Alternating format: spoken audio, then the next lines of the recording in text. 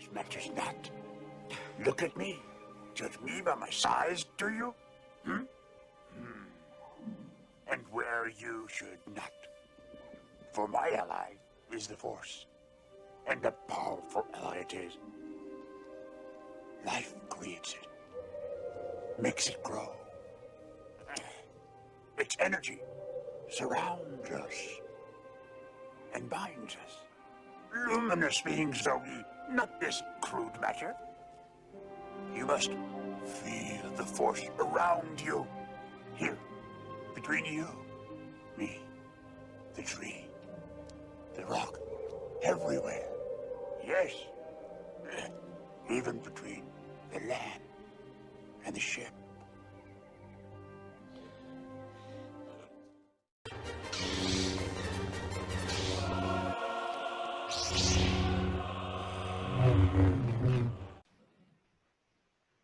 Welcome, girlskis, to the Frugal Force.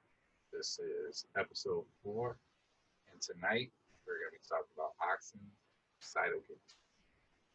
But first, I'm going to go ahead and do introductions.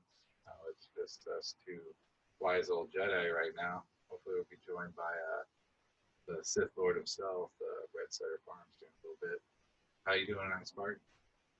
Doing good, man. Excited to learn today. This is something I had to actually do a little research on. I didn't know shit about it, to be honest. So I had to at least know a little bit.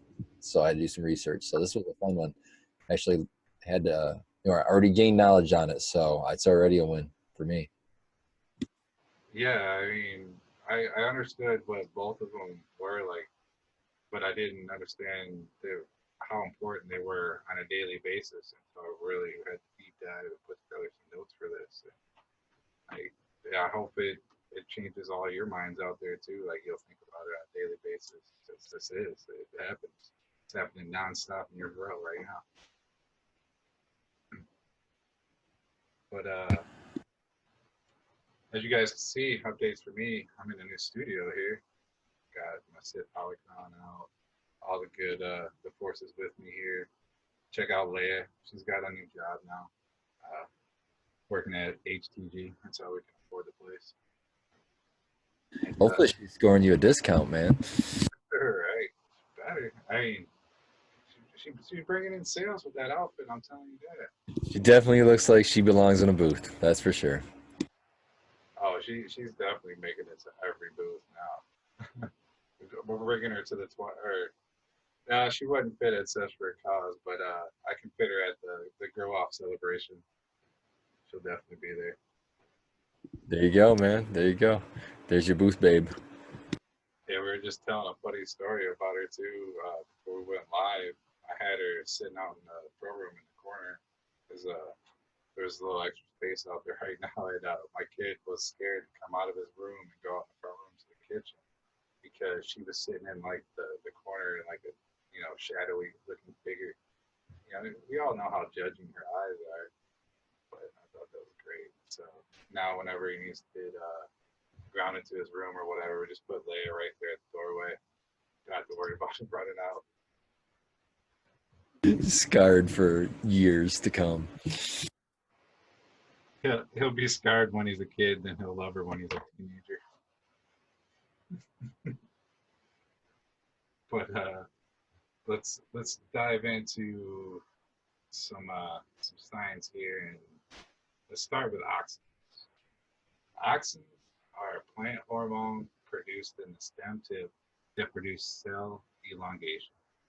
Auxins move to the darker side of the plant, causing the cells to grow larger than they do. I mean, it's the reason why your plant stretches to the light, basically. It's not just saying, hey, oh, the light's over there. It's because one side of the plant is getting weaker, and the other side, because it's in the shade, the auxins are pumping and it's getting longer, so it causes it to stretch that way. Auxins are a powerful growth hormone produced naturally by plants. They are found in root tips and promote cell division, stem, and root growth. They can also drastically affect plant orientation by promoting cell division to one side of the plant in response to sunlight. That's what we were just talking about. And on the other hand, in the root zone, that instead of the sunlight, it's promoted by gravity. So, and also, auxins are a powerful growth hormone.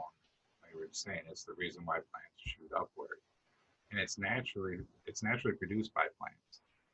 They're found in the shoot and root tips, like we were saying, and it's like, say you have, you guys know when you do a seed run, you have your apical marrow stem.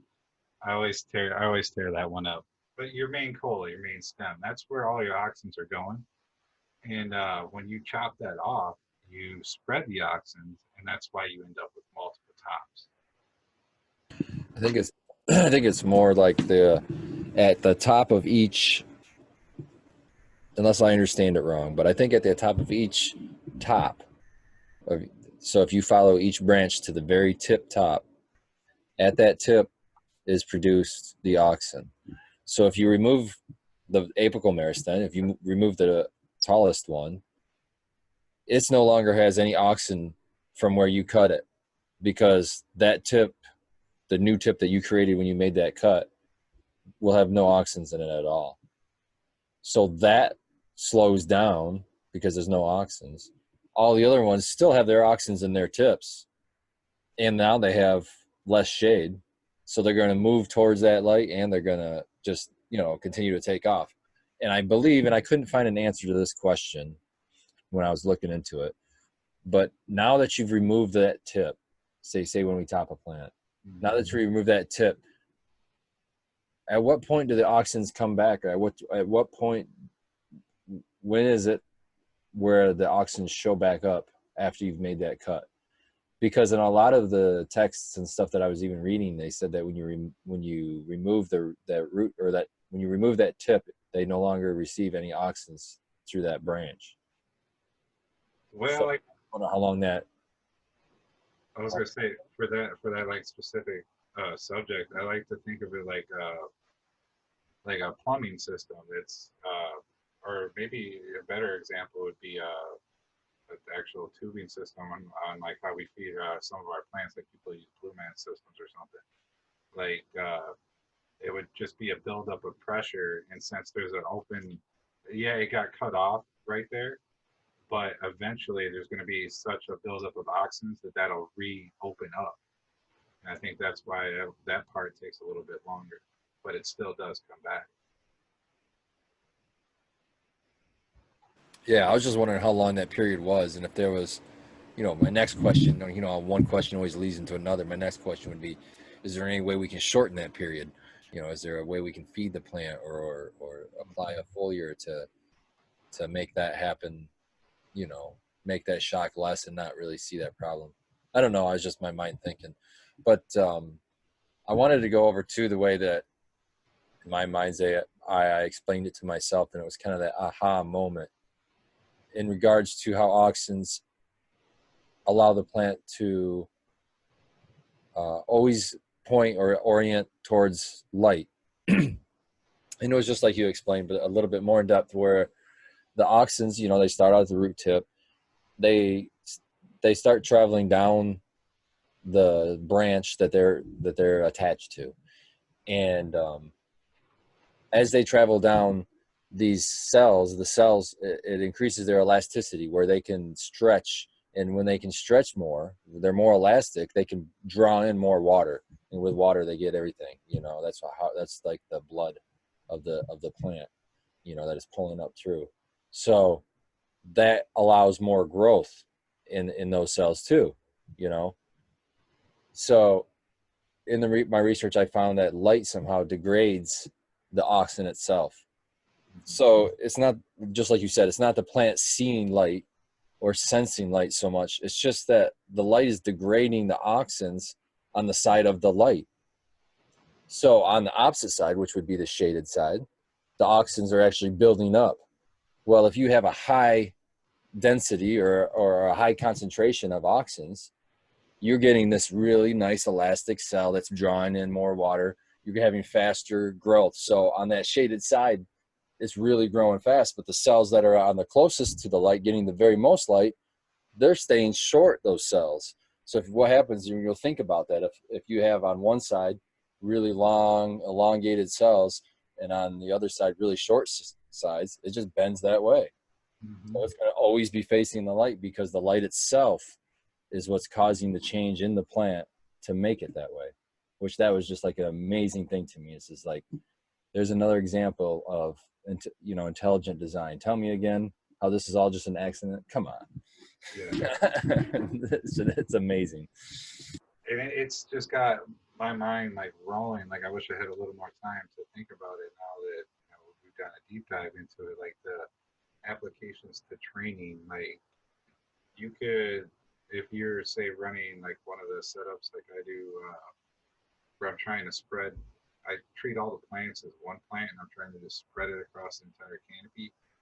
Like, say you could take your focus cob or something like that, put it to one side of your room, cause all your plants to stretch to that side, and then light up the entire room. And then maybe that would cause it to push out real quick. I don't know. I mean, I would play with that in veg. I wouldn't do that in flower, obviously, but I wonder, like, sometimes when you're trying to fill a scrog net, you might have a hole somewhere. And if you had a single light source, like, I mean, I have in my flower room, they're all HLGs, so they're pretty much spread out on those. But yeah, if you had a cob style light or a single source light like that, spectrum thing, for example, and you put that where that hole was in veg, oh yeah, everything's going to stretch that way for sure. But yeah, I wonder, I don't know if it would be quickly, you know what I'm saying? I don't know if it'd be fast enough, if it'd be faster than just doing your normal training technique to solve that problem over a light source like that. I don't know. Or another question would be, how about leave your light source how it is now and add a supplemental light and see if that would do anything. You're not going to hurt yourself, you know what I mean? But you might help yourself. Yeah, what would you add in there? Like what was it, 660? You'll make it stretch. So like yeah, you could even go crazy like that, and even get crazy with it and get the wavelength to get more internodal spacing. Yeah, you could definitely do that. You can get real crazy with these hormones and get some gerbilic acid, and that'll cause some internodal spacing too. Yeah, I'm hoping to after this episode actually figure out some of the products that have some of the stuff we're going to talk about tonight that you can use to boost. Like, I can already think of certain like techniques that we already do. Like, we know that we get more auxin, or we get auxins from the root tip. So if we apply something that causes more root tip growth, we're going to get more auxins, correct? So no, auxins, you don't get auxins from the root tips. You get cytokins from the root tips. You get auxins from the shoot tips. Root tips, okay. That's this F13 give me a little. Yep. Well, okay, so remember that whole process I told you about the auxins and how it makes the plant bend toward the light. Okay, well, the interesting thing here now, we're geeking out here. In the root zone, auxins act in reverse on the root cells. So in the root cells, the presence of a high concentration of auxins will actually shrink the cell rather than expand the cell, and you get less growth that way. Why this is important is because it's also still controlled by light. So if a root comes into contact where, say, it's going up through some leaf compost where you're just getting filtered light, but it's just a little bit of light, but it still will be able to sense that light, as far as it's still going to affect the auxins. It's still going to degrade auxins. So there are points, and all of us have seen it, where roots come out of it and they see the light, but they don't usually last unless they get that little, what the hell is it called? That little callus they get around them. Anyhow, but they always go right back down in the ground. It's not like they keep growing straight up or anything crazy. And the reason is because the same reason that the auxin worked in the plant, but in the roots, it's working in reverse. So when the light is hitting it, it's actually shrinking those cells. So it's actually making it's bending that thing right back down into the ground. So the light is actually making the root go away from the light. So the auxin is making the plant shoots turn towards the light, and then the degradation of the auxins in the roots actually makes the roots go away from the light, pushes them back down into the ground. How crazy is that?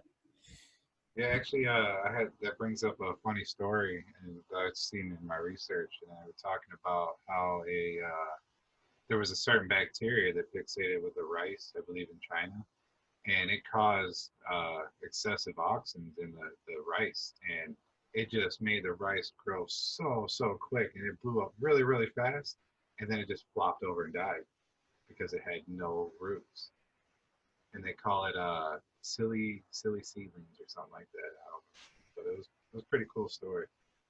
So the trick would be is how do we find that bacteria and then like kill it off with fungal dominance, at the right point.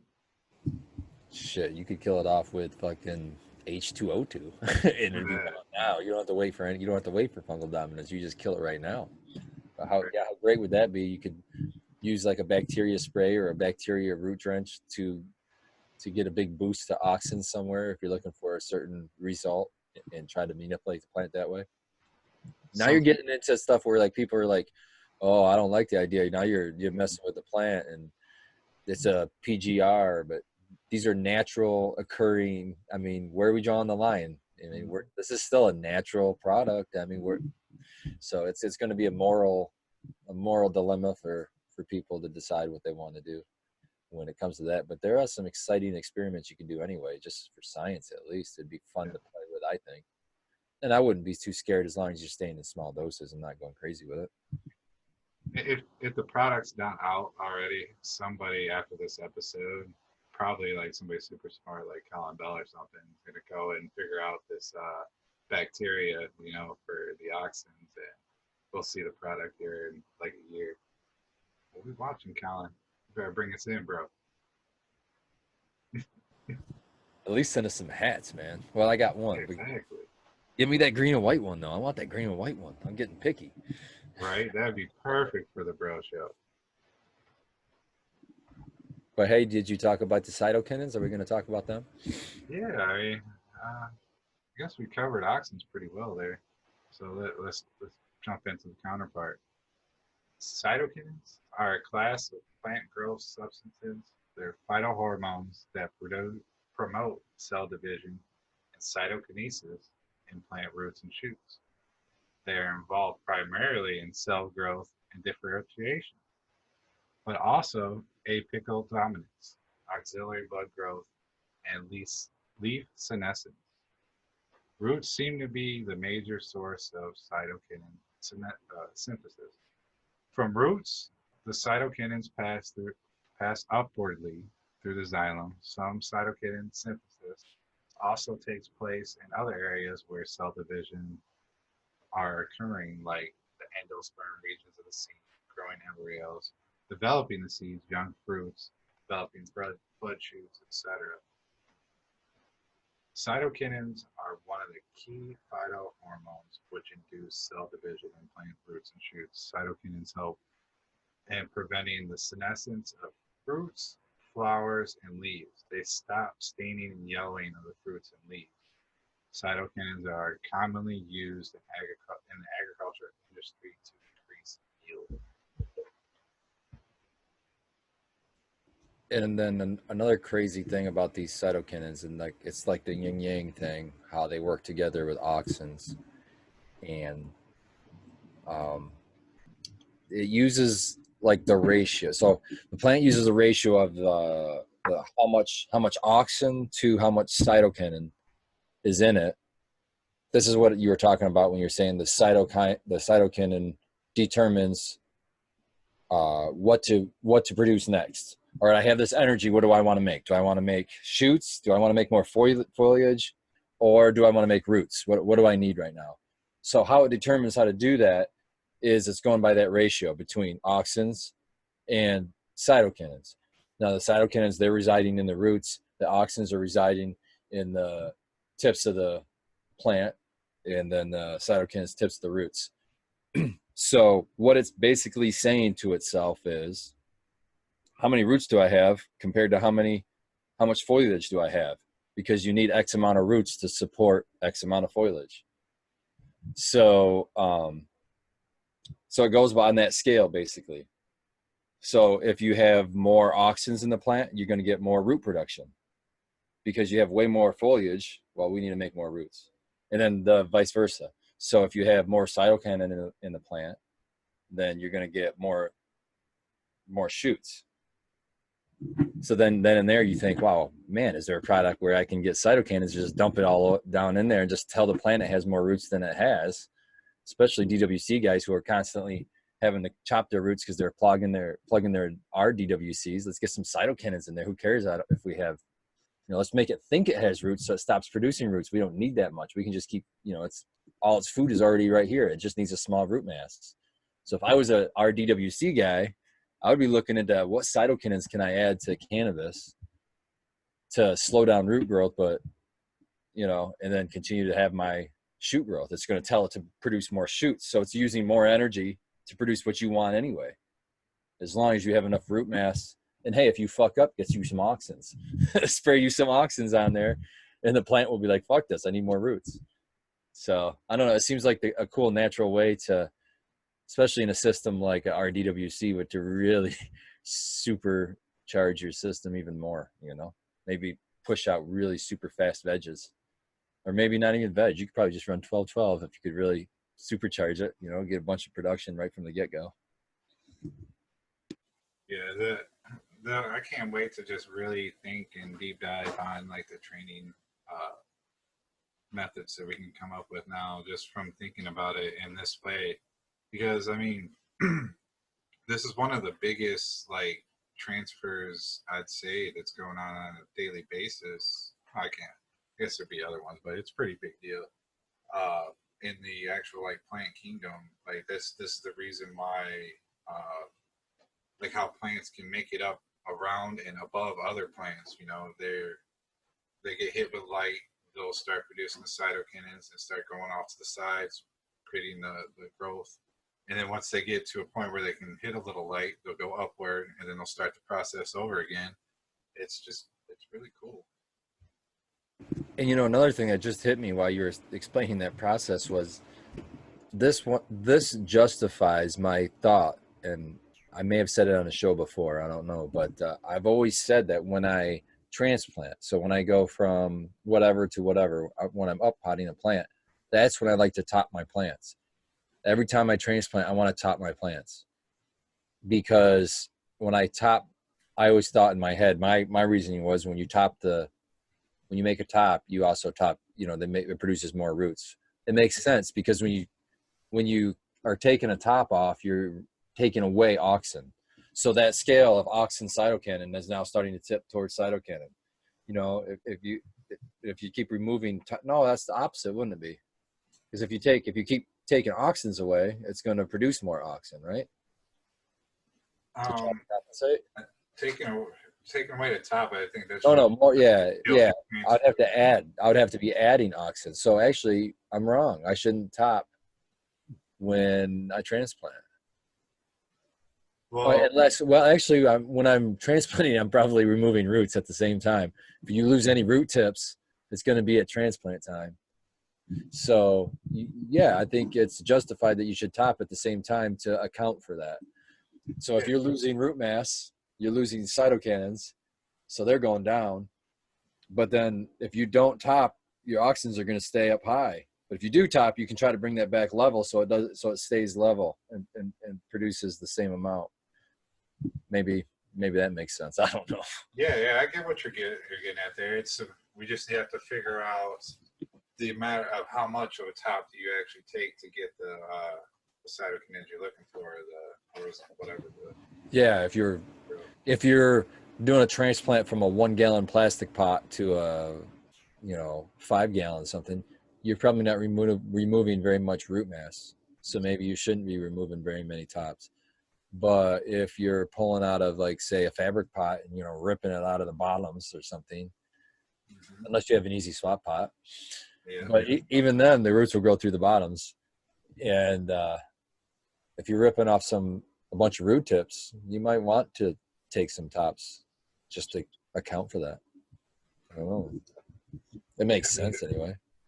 But one thing I wanted to bring up too, that I had written down, and this is the last thing I have. Everything else we've pretty much covered. But I have written down with the cytokinins that it's some, and I couldn't find out the connection, but it somehow works with the ethylene, which is another hormone in the plant, and it is to cause abscission, which just means like the shedding of leaves, flowers, and fruits. So somehow connected, and I don't know if it's the same kind of a just level scale thing like it is with the auxins, or how it's connected, but it's somehow connected with the other hormone, ethylene, and that's either determines to either shed those leaves and fruits and flowers, or to not shed them, you know what I mean, or start the yellowing and stuff like that, or senescence, is that what it's called when you start yellowing out at the end? Yeah. Isn't this what they use in like seedless grapes to make them like produce really, really fast? The ethylene? Yeah. Yeah, and ethylene's used, it's like the best analogy I can give you is ethylene is like estrogen in female humans. So in fruits, they're used to ripen things. Like if you have a yellow banana, or a yellow banana with spots on it, even better, and you throw that in a bag with 2 green bananas, those 2 green bananas are going to be turning yellow pretty quick, because that really overripe banana is, the more ripe it is, the more ethylene that it shoots off, and it's a ripening agent. So it's just going to ripen those unripe fruit at the same time. And in cannabis, I believe ethylene, what is it? It blocks, I think it's like, it's got something to do with blocking, like, remember that product by Optic Foliar called Switch that stopped hermaphroditism? And it was somehow tied to blocking ethylene so that it couldn't produce a seed. But if I remember right, I'm kind of high right now, so, but I'm pretty sure it was tied to ethylene. And it's the same thing that they use ethylene to produce a lot of seedless varieties of things.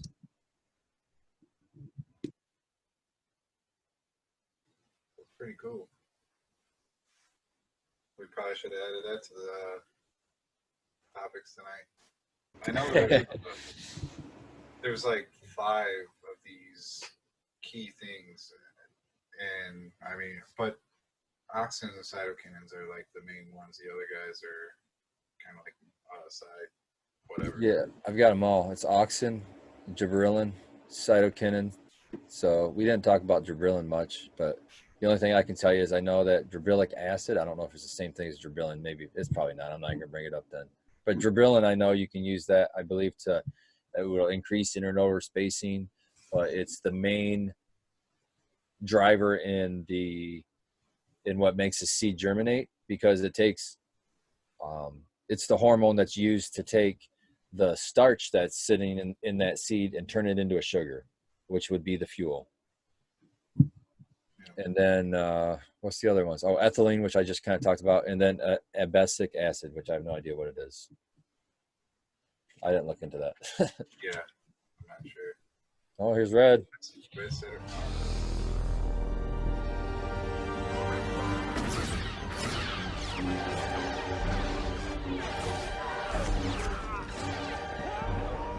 The most common auxin is IAA, but I recognized that as soon as I was looking at that as one of the cloning powders maybe I've used in the past, but I remember seeing that in a cloning something. It might have been a solution, but IAA.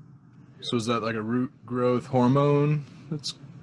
No, it's auxins actually don't.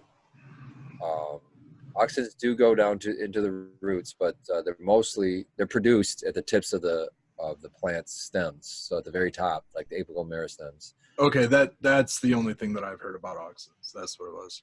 Yeah. That sounds familiar to That's me. the cytokinins that are produced at the tips of the roots. So okay. Like the yin. Okay. Yeah, like that term I actually hadn't heard. Well, I'm sure I've heard it, but I hadn't actually done any further research on it. Yeah, they're like the yin yang is what it's like. I saw in one of the things I was reading, it used that analogy. I really liked it because it's like the auxin is the yin, kind of the sun, and then yang being in the darkness would be the cytokinins. It's cool. I like that analogy. Now we're trying to figure out, how to apply this knowledge and training methods to work around the garden, like we were talking about, as far as saying, like, if we have a gap in the net, to take either the one light, stick it there like a cob so they all stretch to it, or adding in like a blue, like a 660, and focusing it right there. That way they'll all stretch to that. Like, it might be that, or like I was talking about in the very beginning, just put it to one side of the garden, have your whole garden stretch to that side, then light your garden up, and it might be a way to fill out an area faster. Especially if you're not worried about horizontal growth, you're just trying to fill out your square footage. I just can't wait for the day where I can grow 50 or however many 1-gals I can fit in a 4x4 in like a flood tray or something, and not have to worry about plant count. I just want to do that. I just want to have. I don't think I would even have to scrog it, because they would just start from clone. I would just cut off every lateral branch and just grow like a fucking cola. That's it. I just want a cola. 1 week flower time. Boom. No, there's no veg. It's 12-12 from day one. I mean veg, yeah. Yeah. I mean, come on, regulators. Square footage would be best for us. It would be easier for you to regulate. I mean, so much less waste. Yeah. Do you guys really want to go around and make sure every one of these facilities has the 1,000 or whatever that they have in there on each one? When you could just go, well, actually, you have their building schematics. You know they can't go past a certain point. I mean, it's really easy to regulate that way. You probably don't have to leave the office. Government is inefficient and should be dissolved. Yeah, it's gonna happen. It's gotta happen. I mean, I don't understand. Plant counts just doesn't make sense. It just needs to be square footage. Because what about going straight up? Oh, we're not gonna count square footage, so I can just. You want to really do plant count? Well, then everyone with a greenhouse is gonna crush everybody, because they can just fill them with trees, just trees. That's the thing. I mean, if you do 1 plant per light, you could theoretically have a 72 plant grow. If you like, caregivers could, and I mean without paying all the license fees, Yeah, for sure. And right now but I would still do green. Afford 72 lights or a facility to put them in, but a green, cool. You don't need the lights if you got a greenhouse, bro. That's a very good point. I really feel passionate about it too, because I mean, I think the fact that we have to grow bigger plants to accommodate plant count directly correlates with quality. Because I've always found when you can run 1 to 2 footers of a strain, my OG, for example, the bud, everything, the effects, taste, everything is way higher quality than when I let it run to say like a 4-foot bush or whatever, and then flip it into flower. But I mean, I know people. I think I have about a 3-foot abolished bush in my flower room right now, but I'm about to go in there and hack her all up and get her cleaned up. I can't wait to see it. I can't wait for it to start flowering. I got little tiny buds starting to form, but we'll get pictures out there when I get time. Nice. I hope she dominates the garden. So before you jump off the Auxins topic, I want to talk about the Apollo 13, because now that you're talking about it, and it makes sense to me on what each one of those things are. So the Apollo 13, I've noticed that it likes to really grow like wide, but it has grown like up and done like this wonderful, great structure thing. But whenever I've had my lights dialed down a little bit, like I was going through what I thought was light intensity issues and ended up being pH issues. Well, during these low light level experimental times, my Apollo would just grow outward. It wouldn't really grow up. So I wonder if like it's the same as like how it feels like you said it was being shaded, so it wants to grow outward. Now, this Apollo 13 is like a light, hungry plant because it's like sativa-esque, if you will, you know? Yeah, that makes sense to me. So it's wanting more auxins because that would be light hitting the root, or not root, the apical meristems. And if it's not getting enough of those auxins, because the auxins do go to the rest of the plant, but they got to travel from the top all the way down. And if light hits it, it degrades. And on that note, boys and girls, we'll be right back. Look, it has begun.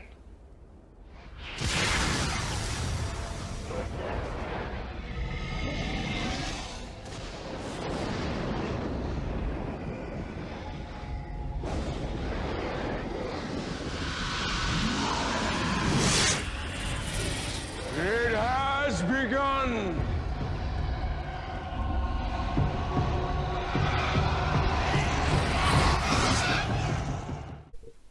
Special reminder, Groskies, the girl walk is starting to fill up. I believe we're somewhere around 30 paid spots. That means there is only around 10 left. You need to get in there, get signed up, get paid. And we are cutting it off at 40 spots. So, and they are getting mailed out this week. Do not sleep on this, Groskies. It's going to be an amazing party. Hope to see you all there. And may the Frugal Force be with you. And we're back. So, how's everybody doing this week? Like, what's going on in the garden? Any special updates? I just popped 2 purple dragons from Morningstar Seed Company, 2 autos. I'm hoping at least one will get up out of the ground. I don't know. I usually have pretty good luck popping seeds, so we'll see what happens. And that's going to go in the mother tent. And I just cut down the baby Huey auto, which turned out to look pretty nice. A little cute little thing. It might have been 2 feet tall, maybe by 2 feet wide, but it had some nice looking buds on it. And I've been checking on it every couple of days as it's drying. It's not really shrinking yet, so it might even have some density to it. So it smells nice. So I'm really excited about that one actually. And I don't know, the purple dragon. It just sounds like a cool ass name. So how can you not be excited about that? So But other than that, everything else is, I just took down a bunch of harvests, so I'll be trimming for the next couple of weeks. And I reloaded the rooms. I got the room with a bunch of I got abolished OG. I have the sour melon, which the sour melon looks like a toothpick next to the abolished OG. The abolished OG's bullied at all veg, so sour melon is not going to have a good chance. But I might get a cola off of her. I don't know. We'll see what happens. But I've got a clone of her already looking really nice. So we'll get a good representation of her next run. But that abolished OG was bullying the shit out of her. I'm going to get in there and trim that all up. I'm about 2/3 of the way done doing that already. And then, yeah, I'm probably about a couple weeks away from harvesting my quad 3, I call it. And that's where I did the actual test of that Coco Loco in my regular system in place of the M3, and I did amend it. I did top dress, I should say. I shouldn't say amend. And I don't know, from me looking at it right now, the M3 looked better and is probably going to be cut tomorrow. The Coco Loco looks like it's got at least 2 weeks. So jury's out. Weird, but jury's out. And then I have a headlights, which might be close to You're talking the same strain still between those two? Yes. Yep. Those two. Yeah, I grew a M3 Spartan glue and then the Coco Loco Spartan glue side by side under the same light, same conditions. But yeah, we're probably 2 weeks difference in harvest time is what it's going to look like. I don't know about yield yet. Who knows? We'll see. And then I've got my headlights, which is going to be one of my last ones. I might have 1 or 2 more. I'm not sure. But that one was the headband times, what was the other? Oh, Northern Lights. And it's just an old school one that I've had for a while. I've just got too many strains, so that one's going to go. And then the Blueberry Quintessa. That one is kind of like the jewel right now. I'm really waiting for that one to come down. It smells so fucking good. Shout out to Eagle Gardens for that. I think we're going to enjoy that one. So that's it. That's my whole garden. The headlights will live on, man, because you gave me the seeds of it. So, I run everything that's headband at least once. Even if it's not 818. 818 is my preferred cut cross, but I'm down to run the other ones. There's nothing wrong with the other headband. 707 is okay, but 818 is the best. Skilbo's got my cut of headlights too, so that'd be really interesting for you to get some seeds out when you do run them, and then compare it with get a cut off of Skilbo and compare it to the cut I had and see how different they are. That'd be pretty cool. So you said you just chopped your baby Huey, right? So that'd be your second run in that frugal build. No, there's two pots in there, so that was the first run in the other pot. Oh, okay. So now both pots will be on the second run. I just use because of all the males. There's so many males. It seems like I get way more males in these than I do females. Yeah. So I plant two and then hope that one gets through the gauntlet and is a female. And then I just keep chopping until I get another female. I really just want to have at least one. If I get one female, then I stop and I just let it go and grow. If I haven't had the luck of getting two females yet, but if I do, I'll grow them both in there.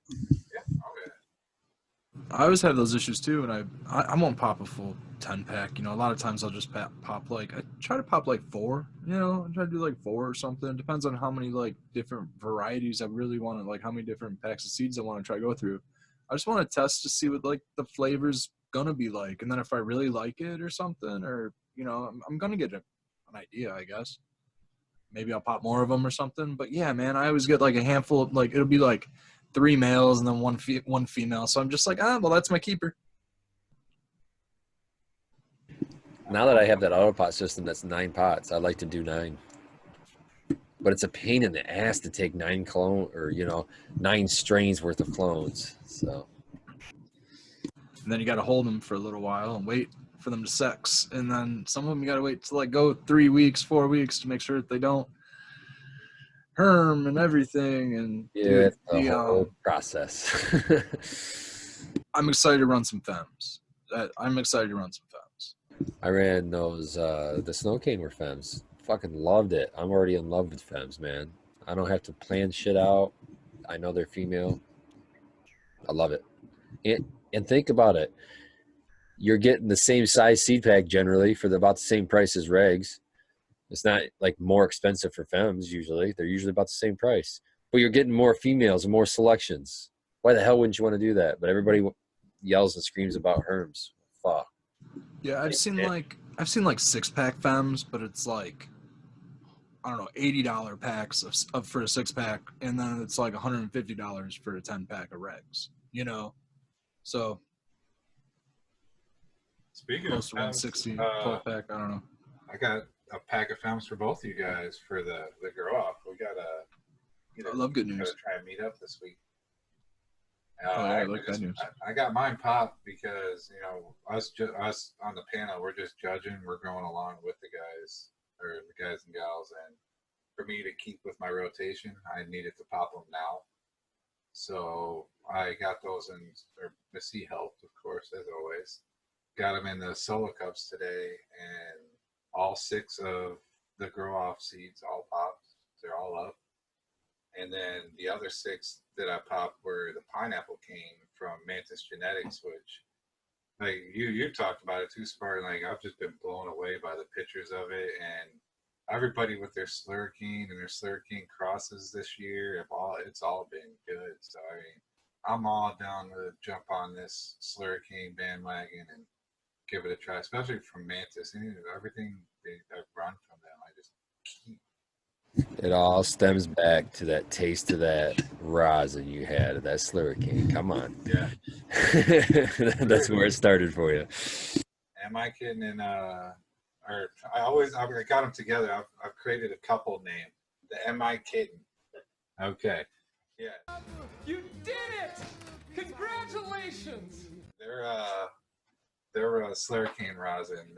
That's the one I've explained a few times of being like a terpy pool, like walking into a fresh pool, like that chlorine feel, but not the taste, but terpenes. It's the best way I can explain the flavor profile on that, and it is really, really cool. It's like, did you just clean this thing with bleach or something? No, I'm just kidding.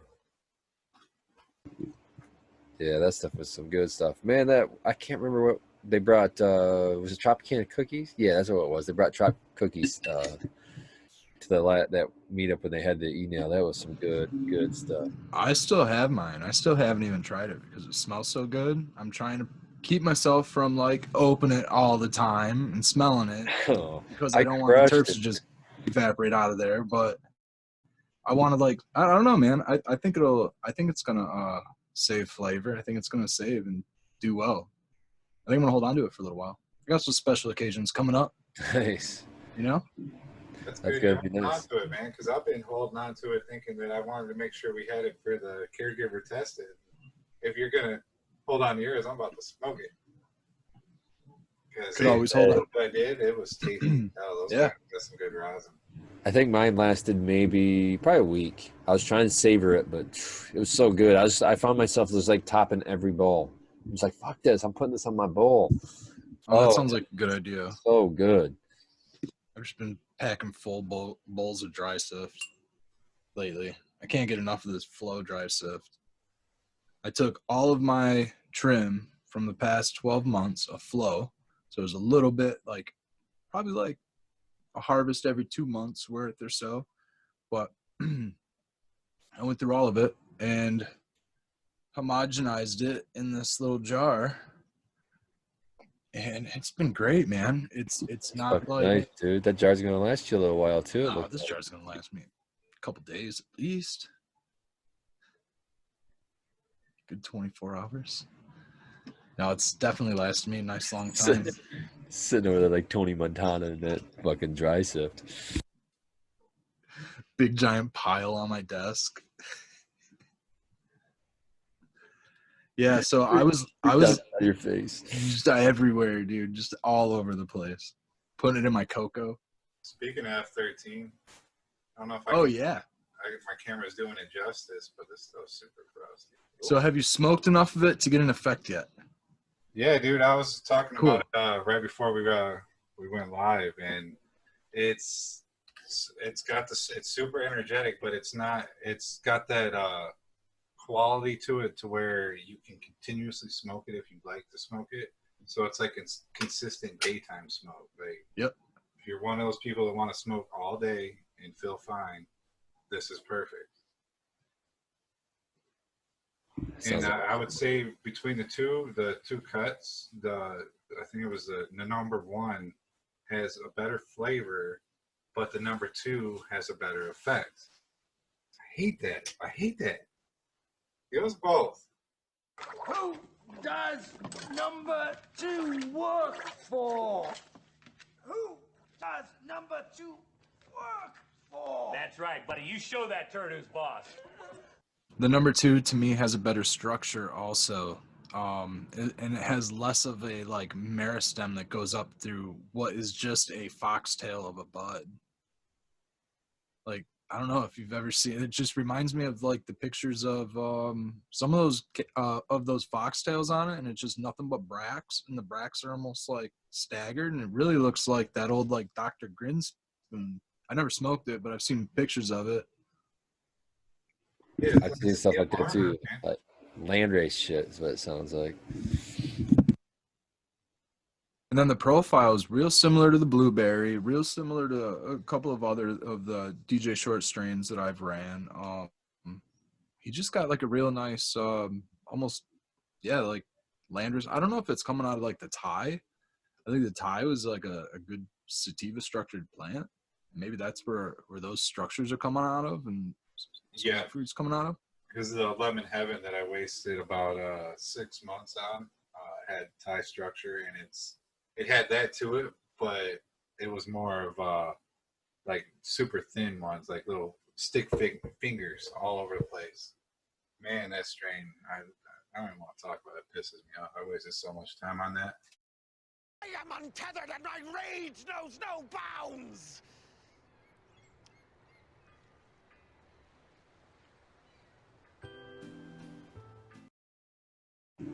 I'm gonna have to get with you, Abolish. Maybe Saturday might be my next available day. Unfortunately, Saturday or Sunday, but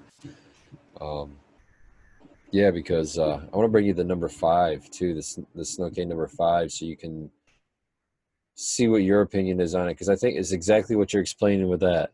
It's like the number 5 is the one that I want to smoke as far as for the high, but it's the number 6 that I want to smoke for the fucking flavor. Yeah, I'm down. I still got 2 nuggies of the Spartan Blue that I've been saving. Give you a special episode. Review your bud. The Rainbow Driver I kept was the one for the effect. The one that I think I brought to the party was the one that I had gotten rid of, and that one was slightly more sedating than the one that I kept. And I think I heard someone say low yielding one, so maybe there's a low, and this one may or may not be the low yielding one. I don't know. I'll find out in 60 days, I guess. 60-ish days. I was pretty impressed with your blueberry, too. It's the blueberry, right? Like boo.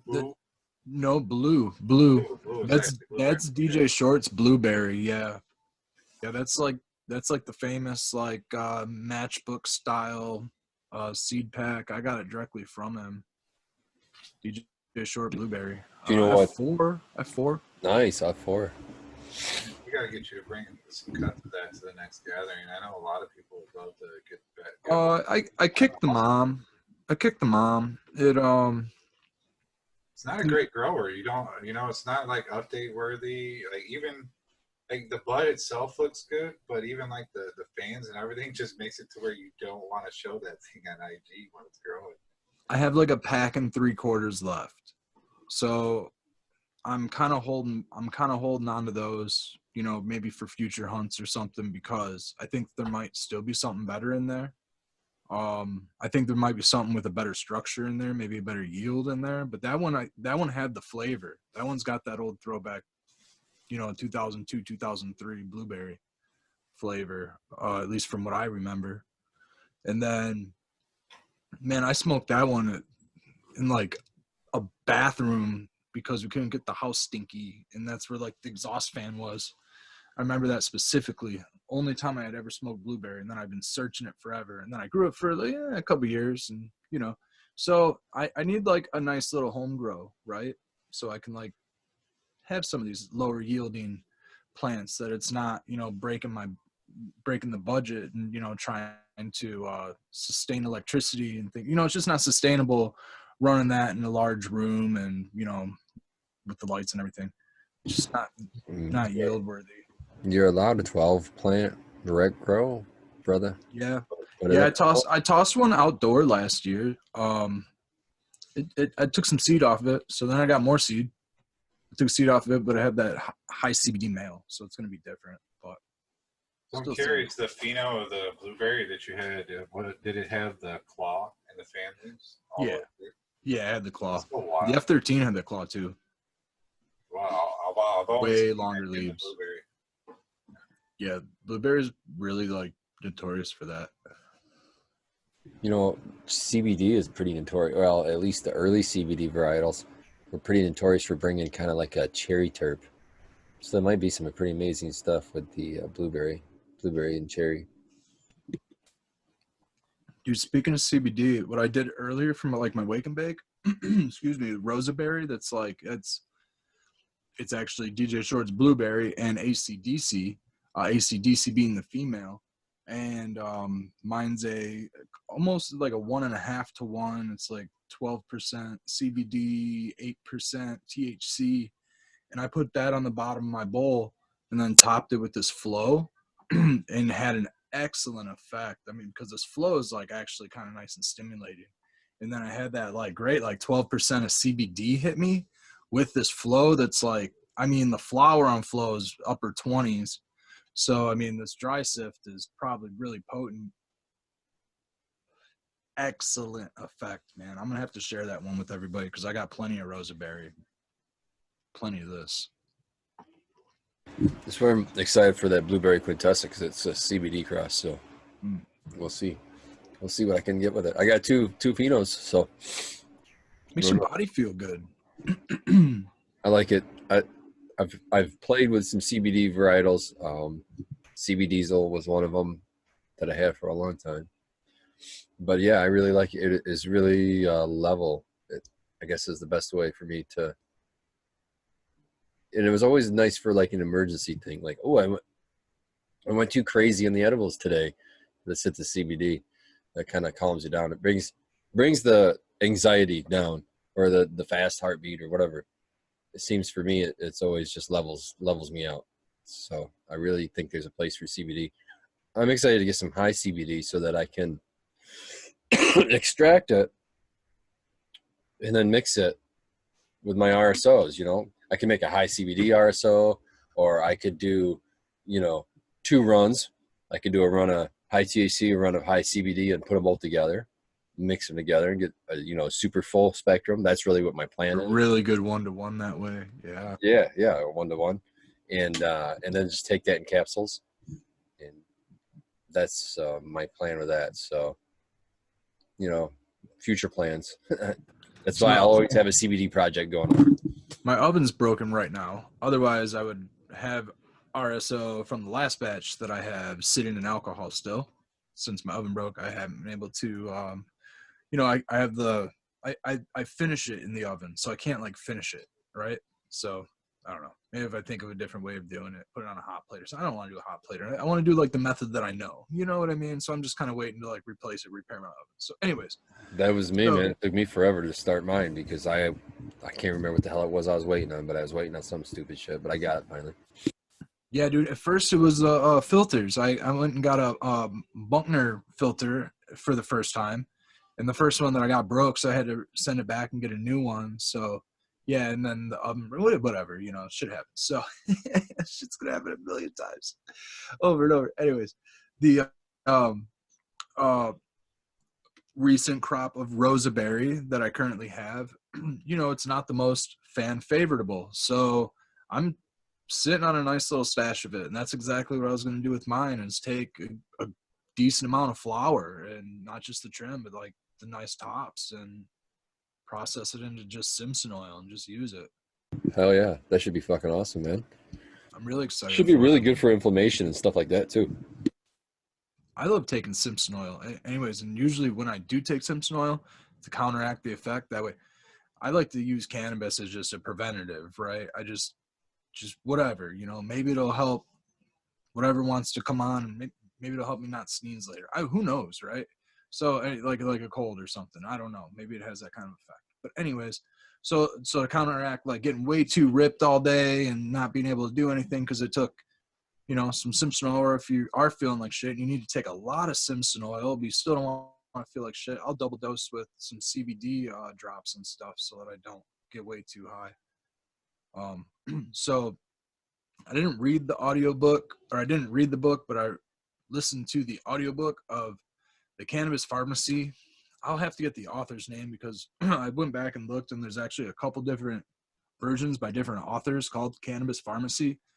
But the one that I listened to goes into a lot of depth and detail on terpenes and kind of like how they react with THC, CBD, entourage effect, and it goes into a lot of detail with that stuff.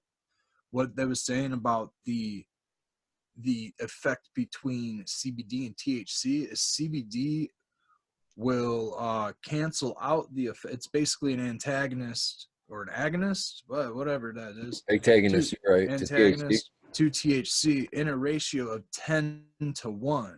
So actually in a ratio of 10 or maybe even more, 11 to 20 to 1, you could almost completely cancel out the effects of THC. So let's say you are a cancer patient or something, and you're really trying to get grams worth of like cannabis oil. I mean, what's the RSO method is like 90 grams in like 90 days. That's like a gram a day, but you want to titrate. So at the end, you're actually putting probably like 2 grams a day in your body, 3 grams a day, right? Long story short, you might need to like really, really, if you're like somebody who doesn't like getting high, but you really need to heal yourself. I'm not a doctor. I don't know if this will work, but this is in theory. You take 10 times the amount of, so, you know, you need to take what? You're taking 2 grams of THC dominant RSO. You're going to need, what, another 20 grams of CBD. Yeah, it's a lot, but maybe you won't get high. Maybe you won't get high. I don't know. Try out smaller amounts, I suppose. But well, even if you can't cancel it out completely, just to bring that edge off, is still it can definitely bring the edge off. Yeah, a little bit. I just went crazy with using 2 grams of THC dominant RSO. But let's just say you're using the even if you matched it, 0.2 even if you matched it 1-to-1, to a 1-to-1. it'd be helpful. Better than not having it at all, for sure. That would be smart. Like if you have a straight CBD strain or like a 20-to-1 that's just absolutely dominating, make a single source, whatever run of RSO of it, and use that as your counteractor. And like you could probably, even as like a new user, you could probably take the recommended dosages you need to fight cancer. Because 1 gram for somebody that's never used before or never even been, like I'd say even light users, 1 gram of RSO, man, that's gonna tank you your first time. It may even give you experience to where you are scared of it. That's so like having just a little like drop of the CBD RSO would counteract that 1 gram. Yeah, I mean that's like at least at minimum like 500 milligrams. I like the last batch of RSO I made was like 62 or 63% THC. That's like 600 plus milligrams worth of THC if you're taking a gram. That's a lot. Yeah, and I just want to say, 'cause I gotta go, but I do want to say this though. I've successfully helped patients not only fight cancer but win on multiple occasions, different patients, and they're still cancer-free today. And you don't have to take that much.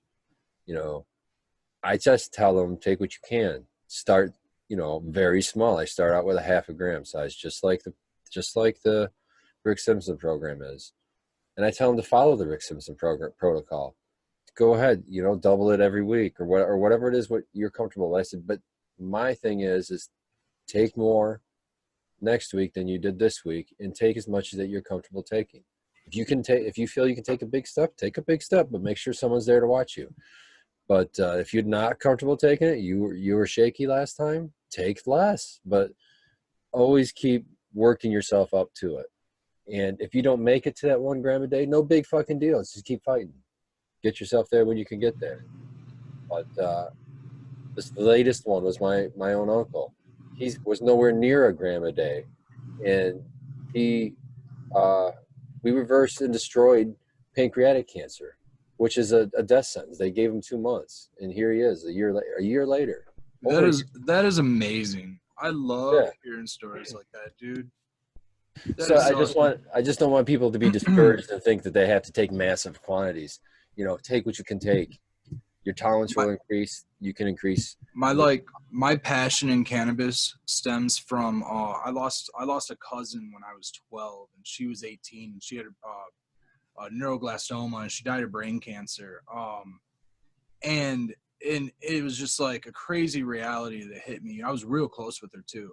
So I was only 12, 13, and shortly after I had heard about cannabis and some other things and had seen some documentaries actually about how cannabis was helping people with AIDS and things like that, and was thinking, and you know, that's when like the wheels started turning initially, right, when I was really young, and that's why they kind of initially started turning, was I was thinking that maybe this could have helped, you know, her potentially hearing about helping people with cancer and stuff. So anyways, I've also had other family members who have had like epilepsy and things like that pass because of complications because of medication and things like that. So and also young, like 16 years old. So like this like I wholeheartedly like almost like hearing like Charlotte's Web story and things like that, when you hear about people with epilepsy and it really helping them, like cannabis probably really could have helped her.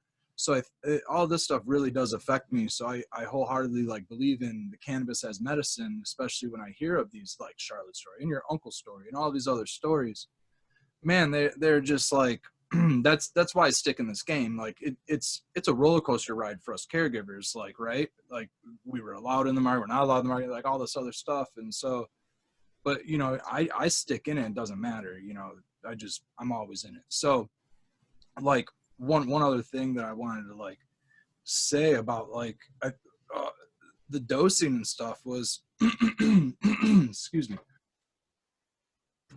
There was a story that I had heard. Like, I also like to recommend taking as much as you possibly can, and not to over, do yourself. And obviously, like, a gram is a lot, right? Like, that is a lot of oil to a novice or something. So I heard this. I don't know who I heard it from. It was I don't know. I listened to a lot of podcasts and stuff, but it was like this old story about like the Dalai Lama or something.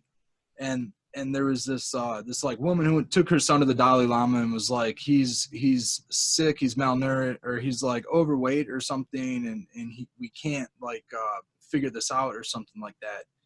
And the Dalai Lama told her to like come back in 30 days. And so she did. And then he told her to like, have your child like eat more vegetables and do these things, take change some things about the diet and stuff. She's like, well, why didn't you just tell me that like 30 days ago? And he was like, well, I had to see if I could do it first, right? So like, in his mind, like, he needed to see if he could, like, he doesn't want to give any advice without actually seeing if it's like possible. Can somebody who's accustomed to certain ways of living change their ways of living and do certain things? So like, I took this advice myself and like thought of it as like kind of a really cool story. So I was like, I want to, I don't want to like recommend huge doses of cannabis oil to somebody without seeing how I can titrate up and where I can do it myself. So when I had the ability and had oil available, that's kind of what I was doing, was trying to just kind of see how much I could do on a daily basis and be functional, see where CBD oil and stuff like that would take me, as a caregiver. I think that's important to not just guide people in the wrong direction, just totally following up on what you're saying. With the long-winded air. Well, I mean, like, that's an important here's another important tip too that I just thought of that I forgot to mention too, is that a gram a day, that doesn't mean a gram dose all at once. So I mean, for me, when I take a little RSO capsule, I like to take a 0.3 grams. That's where I like. And it's probably around 200, maybe a little bit higher milligrams. But I could easily now, with the tolerance that I have, I could take that 3 times a day instead of, a couple times a week. But I could take it 3 times in a day. I'm 100% positive. And hell, I could take a little bit more. I could do like 0.35, you know what I mean? And be over my gram a day limit easy. So just like you're saying, training yourself basically for if you had to, you could easily do it. Yeah, I could easily do it. I could easily do that if I had enough product, which I would just not smoke it anymore. I would just concentrate it all down and take that for my medicine all day. I wouldn't need to smoke. I could just do that. And on that, I enjoy smoking. That's it. That's the only reason I do. And on that note, before we sign off, I want everybody to just take a minute as like caregivers, as patients, as medical cannabis growers, to think about all the relatives and loved ones and stuff that we've lost, that we could have helped with the knowledge that we have now, that are part of the force, and make sure that we never let that happen again to any of our relatives or loved ones. Especially with all the networking we have now, it does take a lot for a RSO treatment to beat a serious disease like cancer and stuff like that. But there is a strong enough community, especially here in Michigan, people that will work with you to help you beat these conditions. Don't hide, reach out. And now, I hate to do it now. We sign off now that we got a little all sad and serious, but Spark Grown. Any shout outs, sign outs? It's just Spartan Growing at Instagram. You can find me there at Instagram or right here on YouTube, Michigan Bros Grow Show, or Growing My Fellow Growers. Love you guys. About you, Ray? Hey, man, I think it's a good way. Love you too, Spartan. Man, it was a good way to end the show, actually. I think that's a good thing to shout out to the community. It's about community. I find community in cannabis, So anyways, I'm Red Setter Farm. Peace. Love all you guys too. Later. Such a great episode tonight, guys. I love it. It started out super sciencey, nerdy. We got some real information out there, and then nice deep dive in there. I love the freestyle at the end. But gotta shout out my sponsors, of course. Easy Swap Pots, Mantis Genetics, and Bad Bunny Nutrients. Use code ABOLISH. I have promotional codes with most of those guys going on. And I got to shout out the Michigan Bros Grill Show, of course, and you two here on my Frugal Force panel. Love you guys. You know, you show up every week, especially you two. You never miss an episode. You know, Brad, you worked all night and you came. So did you, Spartan. You guys both. You know, you're like, even if we had to start a little bit late, you know, you made sure you showed up, and that's fucking awesome. I appreciate that. I'm gonna sit on the couch and probably smoke a bowl of hash when I get home anyways. Might as well fucking talk row with you guys, you know. Miss Red's in bed. She's got to work early, you know. Love it. I already got my smoke on for the night. I can just go to bed now. Yeah. And on that note, girlskies, may the Frugal Force be with you. Oh. I hate goodbyes.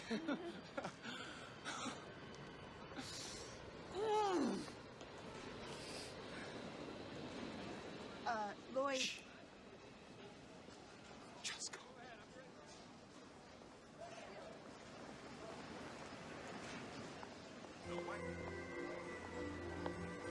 Damn button. Push the goddamn button. You heard what she said.